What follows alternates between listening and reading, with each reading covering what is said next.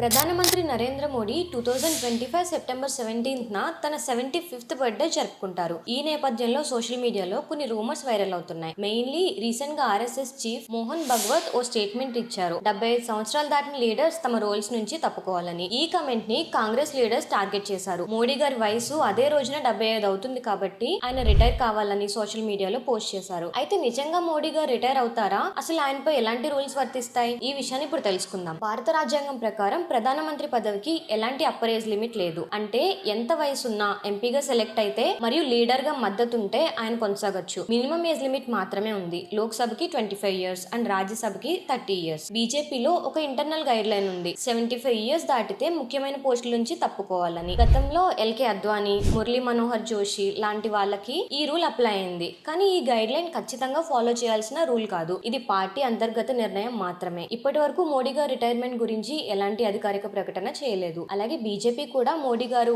ఈ టర్మ్ పూర్తిగా కొనసాగుతారని క్లియర్ గా చెబుతోంది. హోమ్ మినిస్టర్ అమిత్ షా కూడా ఇదే విషయాన్ని పబ్లిక్ గా స్టేట్ చేశారు. ఇంకా కొన్ని ఫేక్ స్క్రీన్ షాట్స్ కూడా సోషల్ మీడియాలో వైరల్ అవుతున్నాయి. సెప్టెంబర్ 16న నా చివరి రోజని మోడీ గారు పోస్ట్ చేసినట్టు. అవన్నీ ఫేక్ అని ఫ్యాక్ట్ చెక్ వెబ్సైట్స్ కన్ఫర్మ్ చేశాయి. మోడీ గారి నియోజకవర్గమైన వారణాసి ప్రజల నుంచి కూడా ఇంకా ఆయనకు స్ట్రాంగ్ సపోర్ట్ ఉంది. ప్రజల్లో చాలా మంది ఆయన కొనసాగాలని కోరుకుంటున్నారు. ఇలాంటి లేటెస్ట్ అప్డేట్స్ ఎప్పటికప్పుడు తెలుసుకోవాలనుకుంటే ఇప్పుడే ఛానల్ ని సబ్స్క్రైబ్ చేసుకోండి.